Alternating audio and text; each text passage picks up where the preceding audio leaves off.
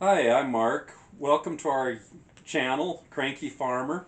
And this is my daughter, Coral? Coral.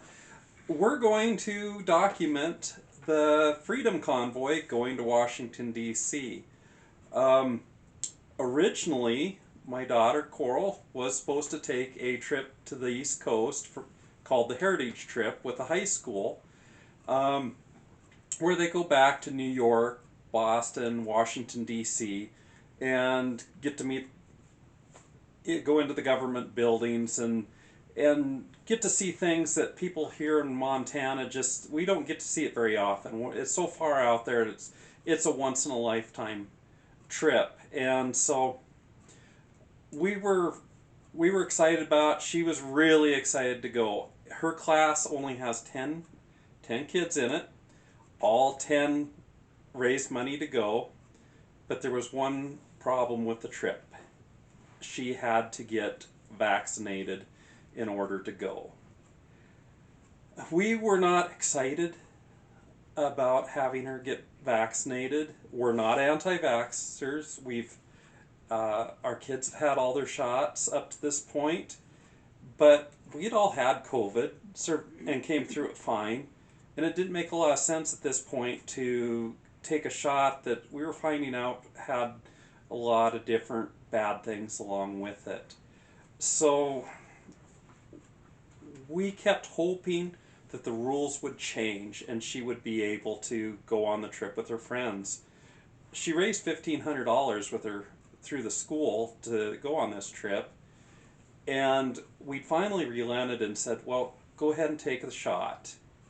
And we were still real hesitant. And the night before they had the clinic at the school, we watched Senator Ron Johnson's hearings with people coming in and talking about their experiences.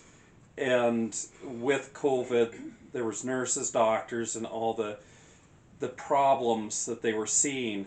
And I talked with Coral's mom and I said, I just can't do it. I can't give her the okay.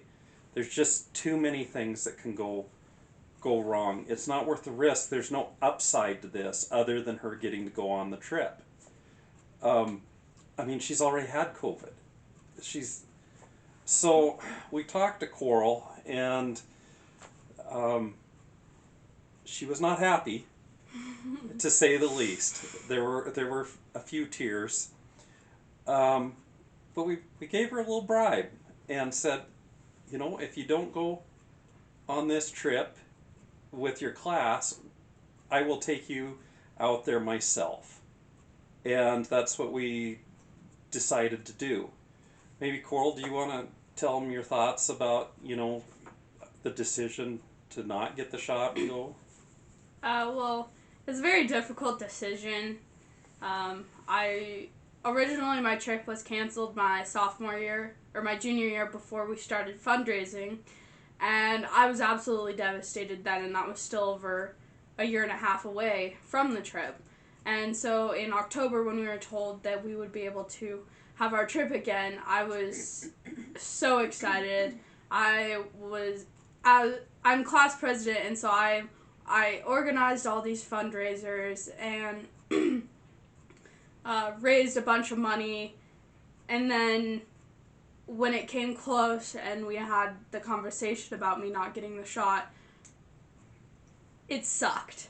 I was mad um, that we had to get it in the first place, because the company we were going through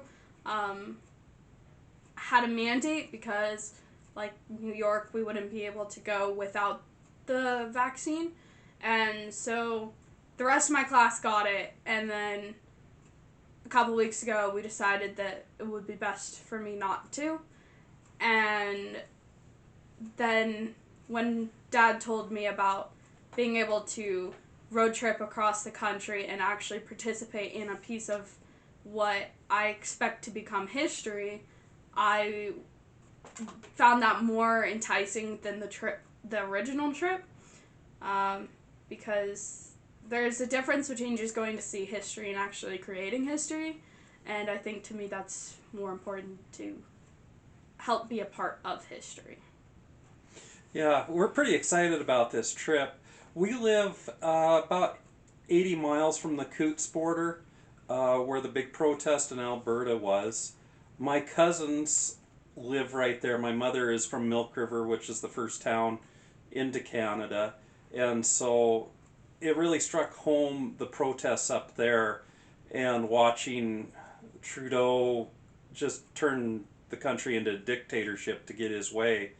But what was really striking is I watched what they called on the CBC a fringe element come across Canada, and of course they weren't just a fringe. It was an unreal movement. There were thousands of trucks starting in British Columbia, traveling all the way across Canada. But when they came through the prairie provinces, every town they went through, the roads were lined with people. There were flags. The Hutterite people came out and fed the truckers.